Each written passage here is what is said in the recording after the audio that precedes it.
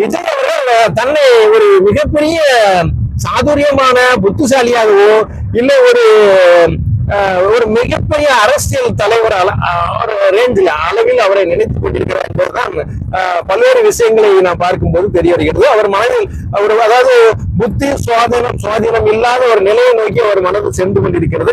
இந்த பல்வேறு விஷயங்கள் நாம் அறிந்திருந்தோம்.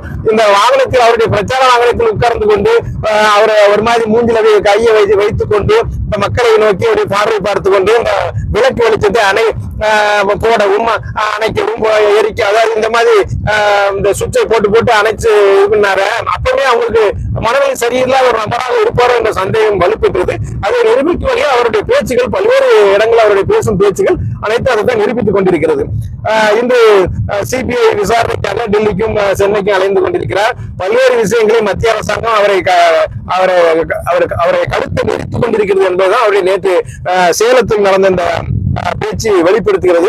பெரிய கொள்கை எதிரி, அரசியல் எதிரி என்று டயலாக் எல்லாம் விட்டுட்டு பாரதிய ஜனதாவை பத்தியோ வேற எந்த கட்சியை பத்தி அவர் இப்ப பேசுறதுக்கே வழி இல்லை. இப்ப ஏதோ அதிமுக பத்தி கொஞ்சம் அப்படி பேச ஆரம்பிச்சிருக்காரு. பாரதிய ஜனதாவை பத்தி ஒற்றை வார்த்தை கூட அந்த மனுஷனால கூற முடிய அளவுக்கு அவருக்கு தகுதியும் இல்லை, தைரியமும் இல்லை. அரசியல் சினிமாவில 50 பேர் எத்தால வந்தாலும் பாய்ந்து சண்டை போட்டு அடிக்கிற அந்த உக்தி எல்லாம் அந்த அரசியலில் எடுபடாது என்பது அவருக்கு தெரியும்.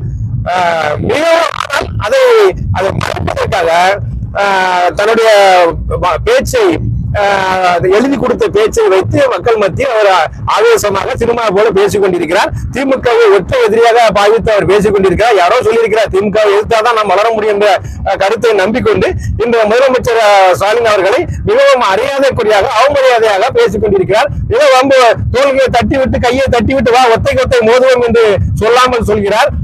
அண்டப்புழுகர் என்கிறார், ஆகாச புழுகர் என்கிறார். அவர் தன்னைத்தானே அவர் உணர்ந்து கொள்ளட்டும், எடை போட்டுக் கொள்ளட்டும், அவருடைய குடும்ப வாழ்க்கையை பற்றி அவர் எடை போட்டுக் கொள்ளட்டும், பனையூர் பங்களாவில் நடக்கும் விஷயங்களை எடை போட்டுக் கொள்ளட்டும், பல்வேறு இடங்கள் வெளிநாட்டு பயணத்தில் கூட துணைக்கு ஆட்களை அழைத்துக் கொண்டு சென்ற இடங்கள் எல்லாம் என்ன நடந்தது என்பதை அவர் சீர்தூக்கி பார்க்கட்டும்.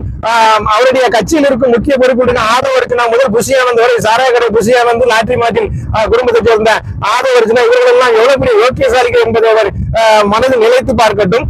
இதையெல்லாம் விட்டு வெளியில அங்கே தன் கண்ணில் அவ்வளவு குப்பை கிடந்தாலும் வெளியே இருக்கும் ஒரு சில தூசியை கூட அவர் அது பெரிய அளவு மலை போல பேசும் ஒரு மகா நடிகராக என்று வலம் வந்து கொண்டிருக்கிறார். இந்த மகா நடிகனின் திறமை, இந்த மகா நடிகனின் பேச்சு தமிழக மக்களில் ஒருபோதும் எடுபடாது என்பதுதான் உண்மை.